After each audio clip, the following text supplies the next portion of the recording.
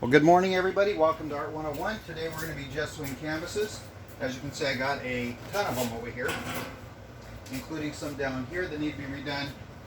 And this is how we're going to do this. I'm going to line them up just like this. And this is actually what I call speed gessoing. So just so you know, I've been doing this for a lot of years. I'm not going to worry about the little hairs or anything else like that. Like I said, I've been doing this for a lot of years. Not everything is always perfect, so we'll start off with 1, 2, 3, 4, 5, 12 of them. Okay, now I'm also going to put on rubber gloves, not because of anything else more than just I don't want to have to wash my hands when I'm done. So, the blue Playtex living gloves.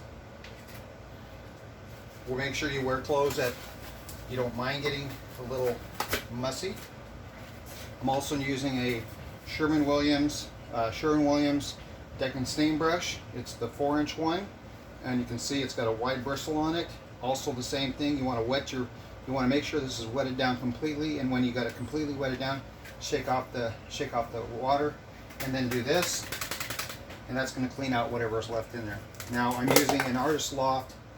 Not an Artist Loft, I'm using a Nova Color gesso and an Artist Loft bucket, because I don't like getting rid of buckets. Set that there. And so what I'm going to do, I'm just going to dip it in toward the end. The first thing I'm going to do is I'm coming into all the joints.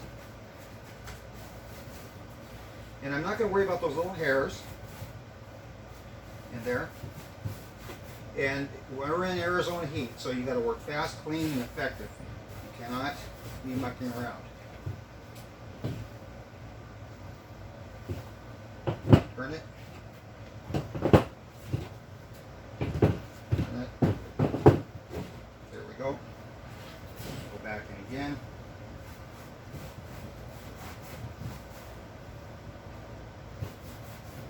Clean, effective.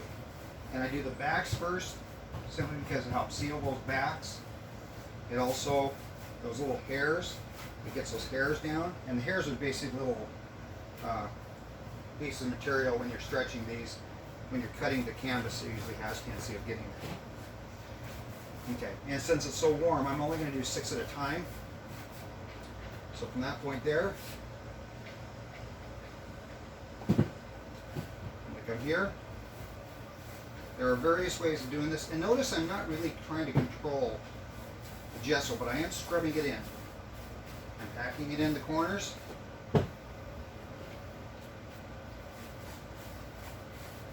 Like I said, you got about 30 seconds of work time with this stuff, especially the hotter you go. Get it.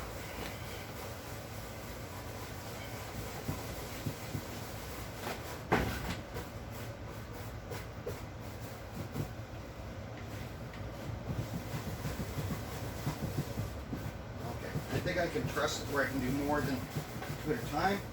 So my next one, I will do the rest of these.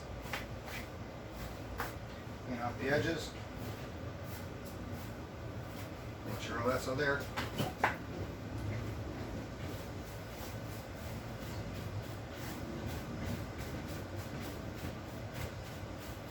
You're making sure everything's packed really well inside. You go through a lot of gesso in this process, so just keep that in mind. You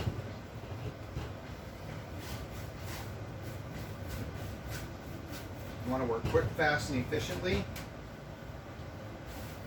So you're finding ways and methods that work out really good. So we're going to do that. These two.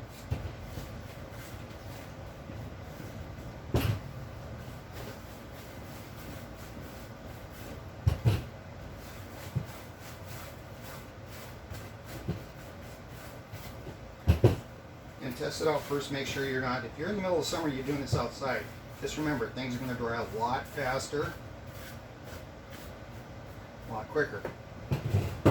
Okay. Do these right here. I'll do 6.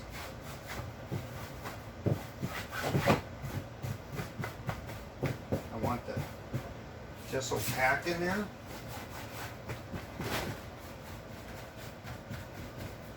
Okay, just like that. And this way.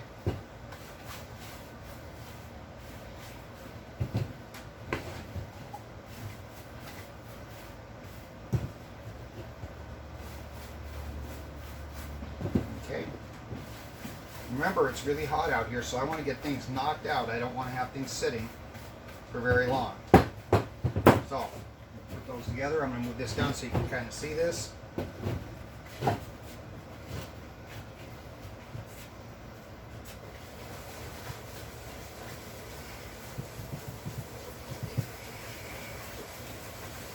So this way you'll be gessoing for the rest of your life, simply because you're not mucking around, you're getting work done.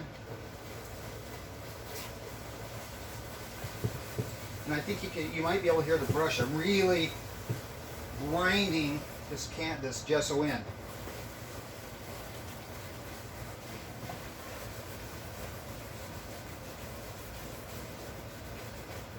then when you're done, each one goes like this, like that.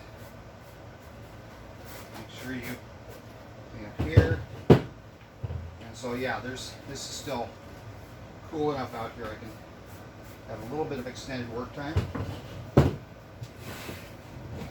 Clean up your edges. And you're inspecting these as you're going.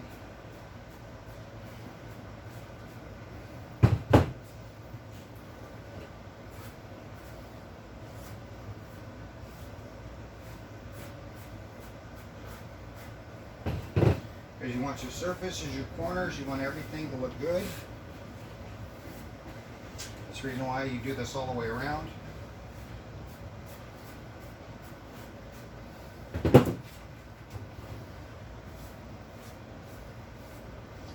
Because once you go back to the side, you're going to have little marks across the front. So what you're going to do is once you're done on the sides, you got everything kind of where you want it to be.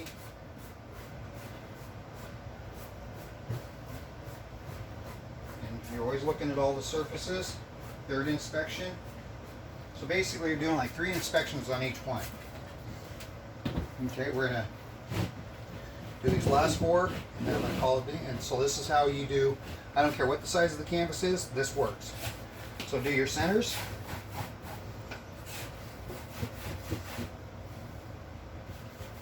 Do your centers first. Turn everything in. Slowly working to the end. Inside. There we go.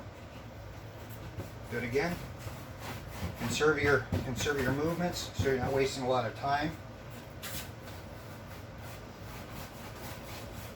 It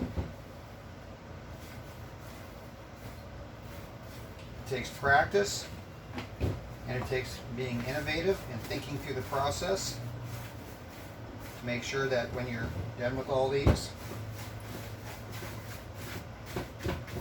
that's exactly what you want. Now I'll put these out in the sun and they will dry really quick because, like I said, we're in Arizona, and this will be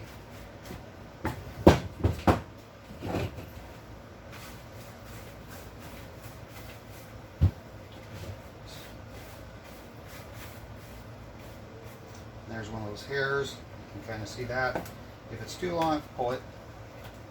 Don't worry about it. Oh, well, yeah, okay. Okay, so I'm going to continue. Once you start the process, don't stop.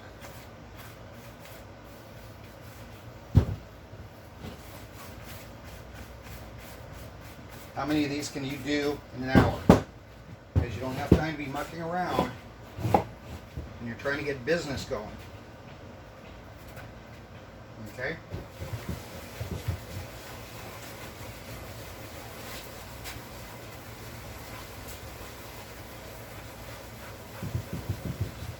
Economics, folks, economics.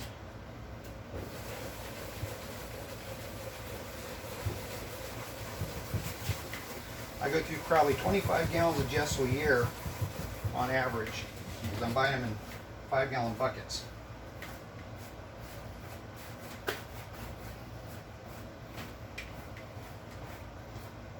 Get hairs in there. take them, get them off usually. Sometimes you can't, so you just brush them.